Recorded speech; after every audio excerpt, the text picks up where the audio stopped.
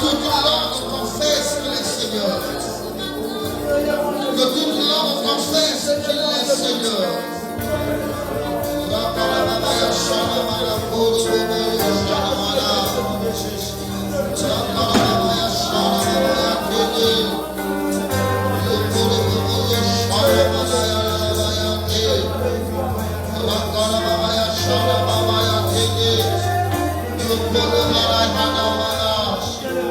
Yes, ce matin, nous élevons le nom de Jésus. Nous élevons la personne de Jésus. Nous élevons son nom de gloire. Nous élevons le nom de l'Éternel, notre Dieu. À chacun que tu sois béni. À chacun que tu sois élevé. Que ton Saint-Nom soit magnifié. Nous élevons le nom de Jésus au-dessus de tout nom. Nous proclamons son règne. Nous proclamons sa seigneurie. Nous élevons au-dessus de tout nom. Un seul nom nous a été donné par lequel nous devons être sauvés. Alléluia, c'est le nom de Jésus. C'est le nom de Jésus.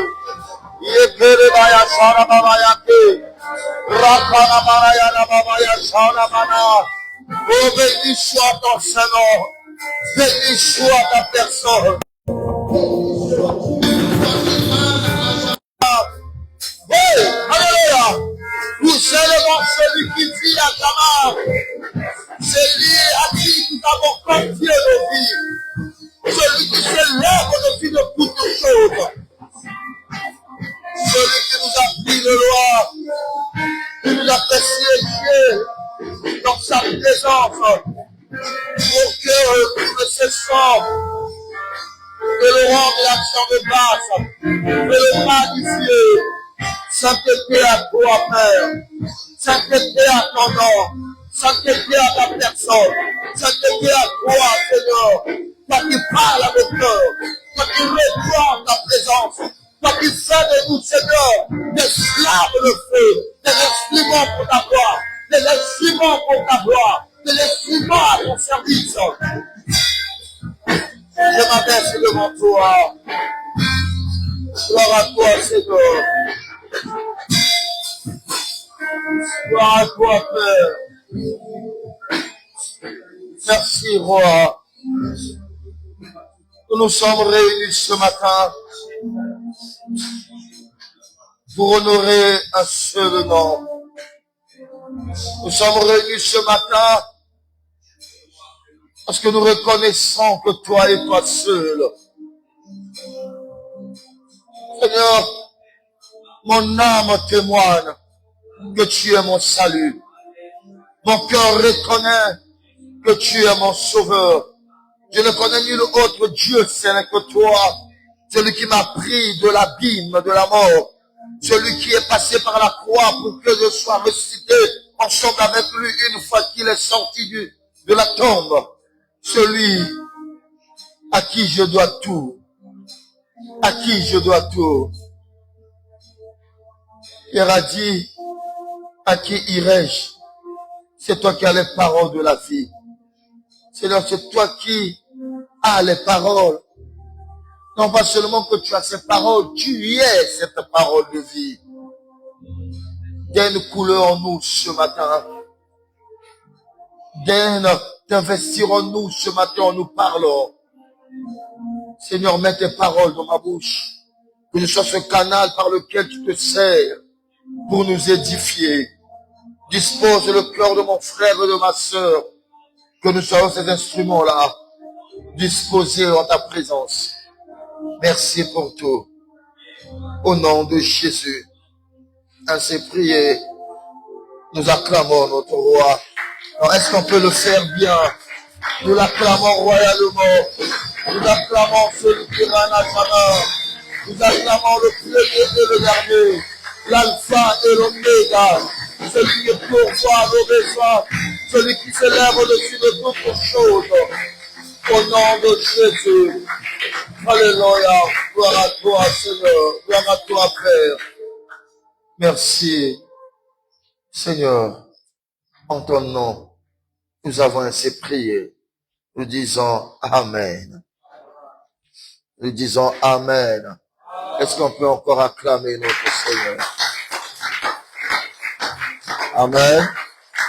Nous prenons nos Bibles.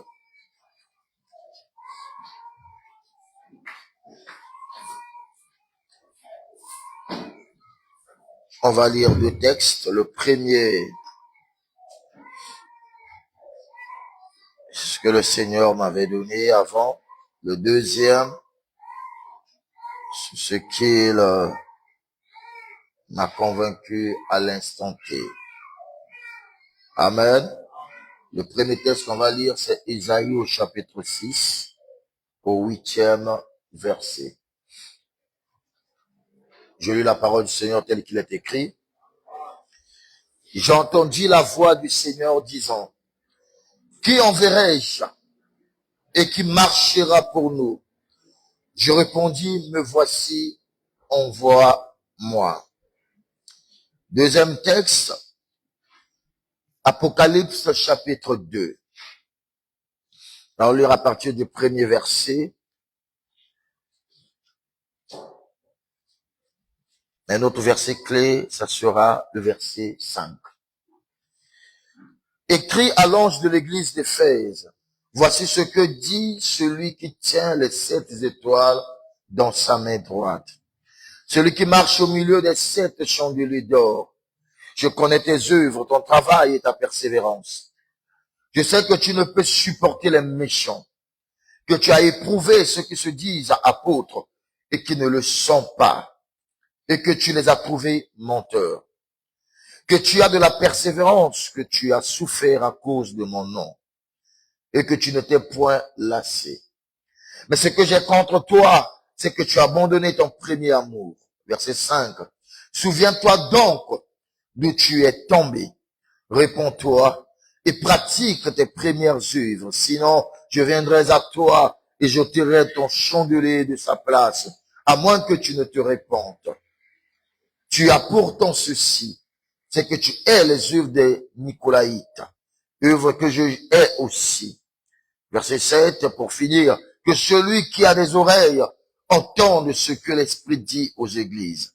À celui qui vaincra, je donnerai à manger de l'arbre de vie, qui est dans le paradis de Dieu. Parole du Seigneur.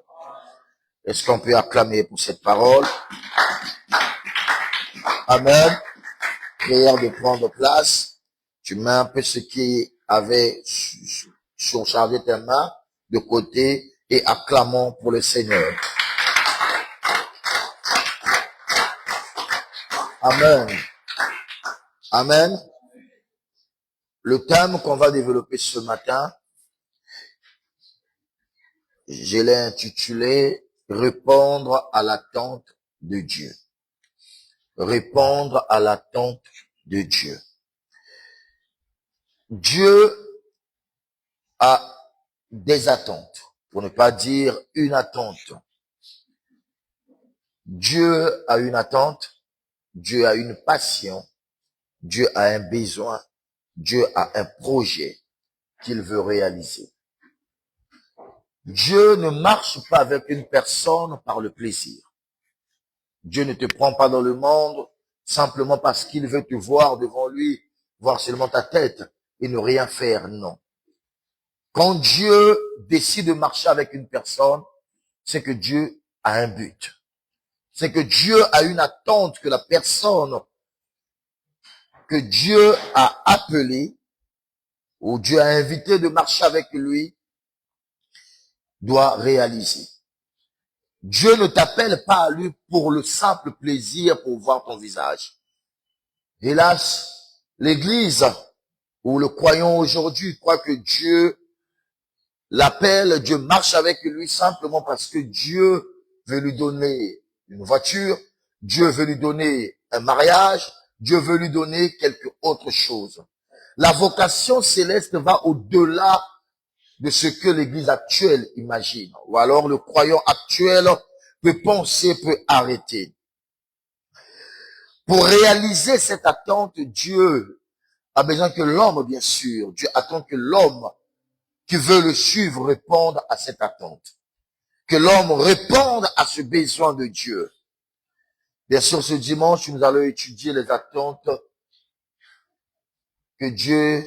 auxquelles Dieu attend que nous répondons, que Dieu attend que nous répondons à son besoin. Dans Ésaïe 6, verset 8 que nous venons de lire, Ésaïe pouvait dire, j'ai entendu la voix du Seigneur disant, qui enverrai-je et qui marchera pour nous? Alors, la Bible dit, je répondis, me voici, envoie-moi. Dieu avait une passion, parce que Ésaïe chapitre 6 parle de la vocation du prophète Ésaïe, autrement dit de l'appel du prophète Ésaïe.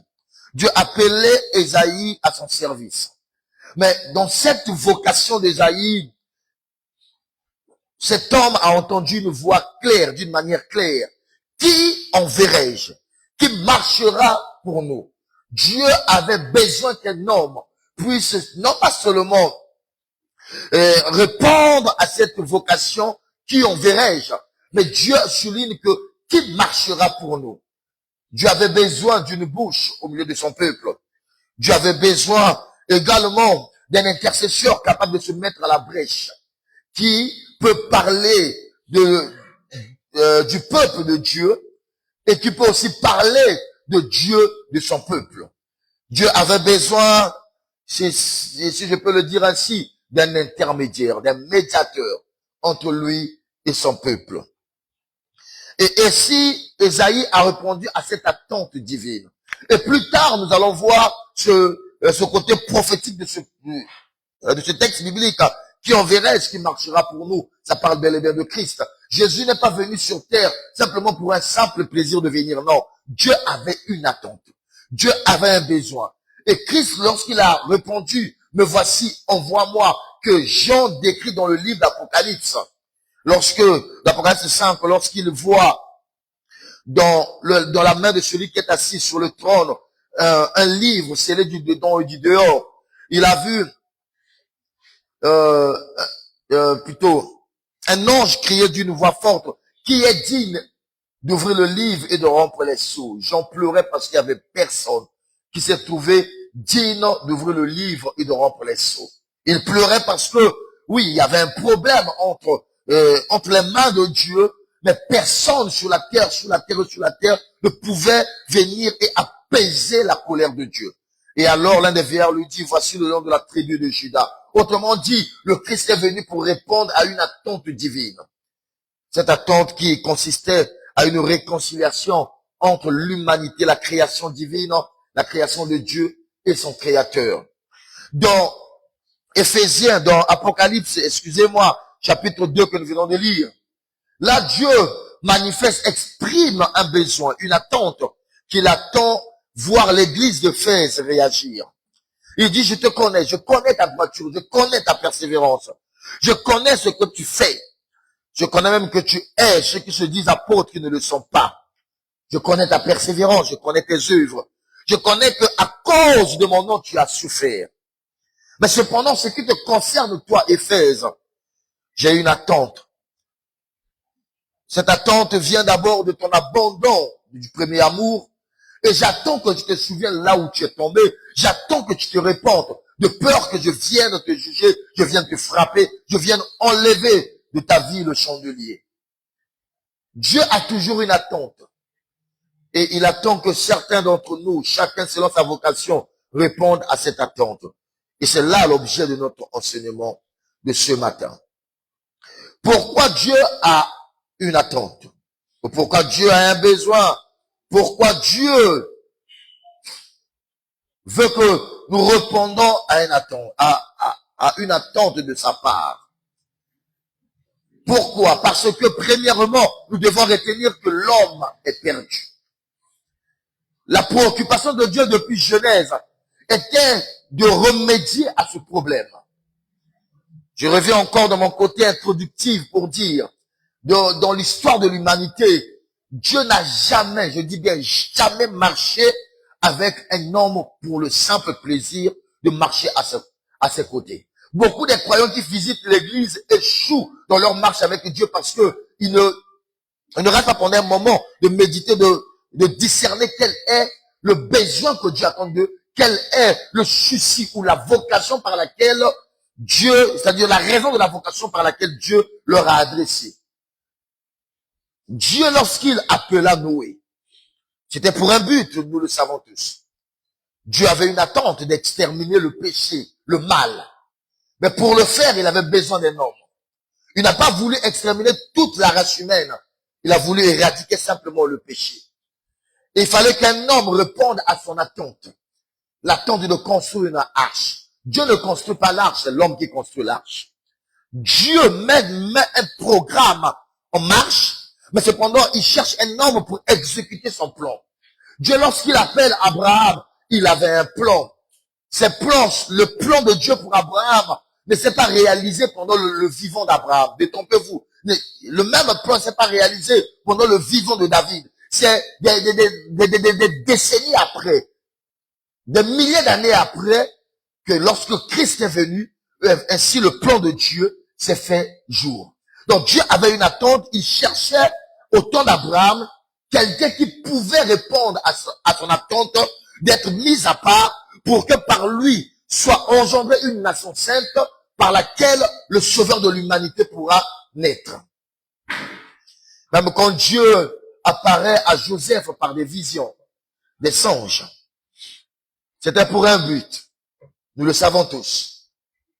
Pendant que le monde sera frappé de la famine, que le peuple qu'il a mis à part au travers d'Abraham ne meure pas de faim, que ce peuple soit sauvé. Et lorsque Dieu appelle Moïse, c'est pour un but. Lorsqu'on lit, on voit seulement du côté de Moïse, Dieu avait pour but que Moïse fasse sortir le peuple d'Israël de l'Égypte. C'était bien plus que ça. Dieu voulait que ce peuple-là commence maintenant à exister. Au temps d'Abraham, il n'y avait pas la loi. Au temps de Jacob, il n'y avait pas la loi. Il connaissait Dieu, mais il n'y avait pas de telle sorte que tout le peuple qui voulait marcher avec Dieu puisse s'en approprier. Eux tous entendaient parler le Dieu d'Abraham, le Dieu d'Isaac, mais il n'y avait pas de concret. Sinon, lorsque le message se transmet de génération en génération, de bouche à oreille, il y a risque que le message soit déformé. C'est là où Dieu appelle Moïse pour que Moïse mette en place une nation qui est née, qui mette en place la loi qui doit accompagner cette nation. Autrement dit, préparer la venue de Christ. Montrer que lorsque Christ viendra, il ne connaîtra ni le péché, ni n'en commettra. Amen. Voilà, à chaque fois quand Dieu appelle quelqu'un, c'est qu'il a une attente. Il a un besoin que la personne que Dieu a appelée puisse l'accomplir. Ma question ce matin est celle-ci.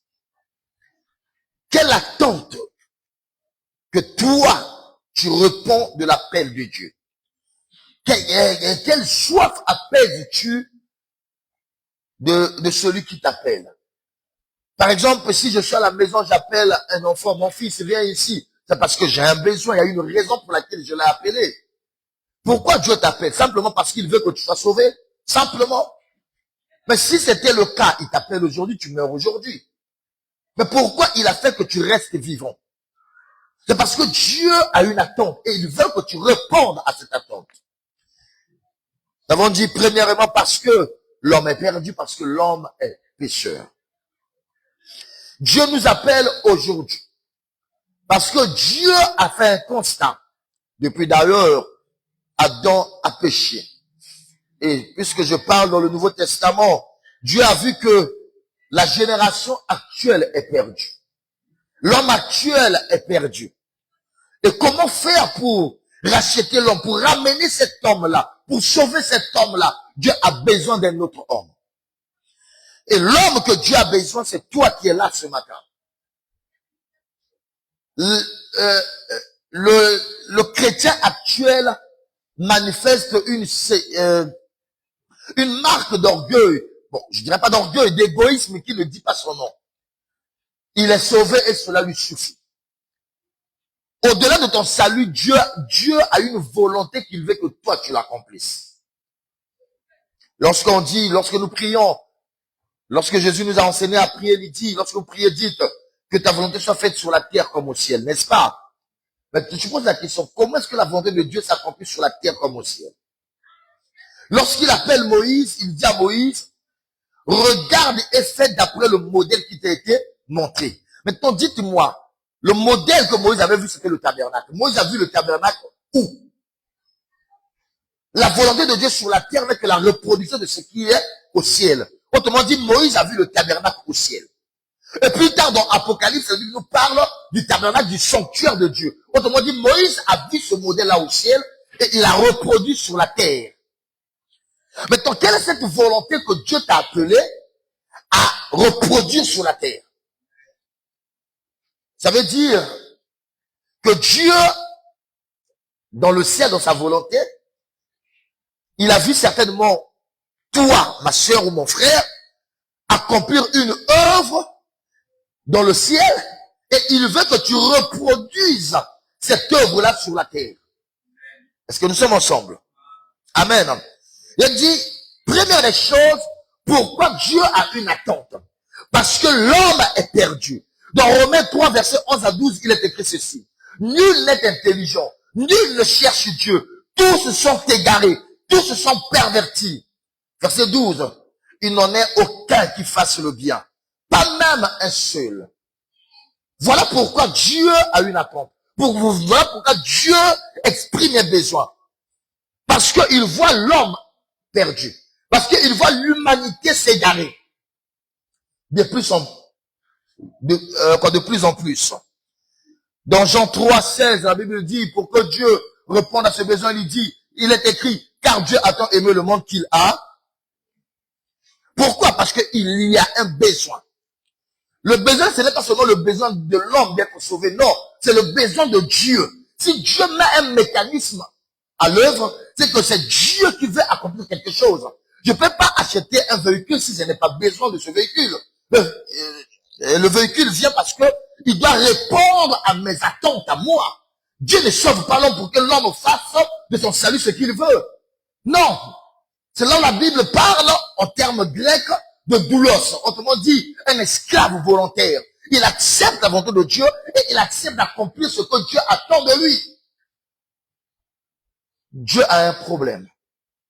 Dans la solution, Dieu l'a mis entre les mains de celui qui l'a appelé. Est-ce que je parle à quelqu'un? Pourquoi Dieu a une attente? Premièrement, parce que l'homme est perdu. Deuxièmement, parce que la mort règne. Dans Romains 3, 23, la Bible dit, car tous ont péché et sont privés de la gloire de Dieu. Simplement parce que la mort règne. La mort règne partout. Or, Dieu ne veut pas que la mort règne. Il veut que la vie règne. Comment est-ce que Dieu peut faire pour éradiquer la mort? La mort causée par le péché. La mort causée par la séparation de l'homme avec, par la transgression. Et cette mort a causé une séparation de l'homme avec Dieu. Comment Dieu peut faire pour résoudre ce problème? Dieu émet un besoin. Quand Ésaïe disait, me voici, envoie-moi, il répondait à une attente divine. Et un appel d'abord, dans cet appel, il devait accomplir un besoin divin. Pourquoi Dieu a une attente? Troisièmement, parce que le monde entier est sous la puissance du malin. Dieu a une attente parce qu'il ne veut pas que le monde entier continue à être sous la puissance du malin. Vous savez, dans la Bible, il est écrit ceci. Il faudra que celui qui retient l'antéchrist ait disparu pour que l'autorité de l'antéchrist soit manifeste. Qu'est-ce qui retient l'antéchrist? C'est l'église. C'est le chrétien qui est encore là et qui n'est pas encore enlevé. Le chrétien qui a la crainte de Dieu. Le chrétien qui marche avec Dieu. Quand un chrétien ne répond pas à l'attente de Dieu, ça veut dire que ce chrétien contribue d'une manière certainement inconsciente, à l'influence satanique sur la terre. Est-ce que vous le savez? Quand un chrétien, par exemple, je prends une parenthèse, au lieu de craindre Dieu, continue pour faire la vie du péché. Tu travailles contre Dieu sans le savoir. Et je dirais même certains ont fait sciemment. Donc tu contribues à étendre l'influence satanique sur la terre. Le diable ne règne que là où il est invité. Le diable ne règne que là où il se reconnaît. Et cela pose problème à Dieu.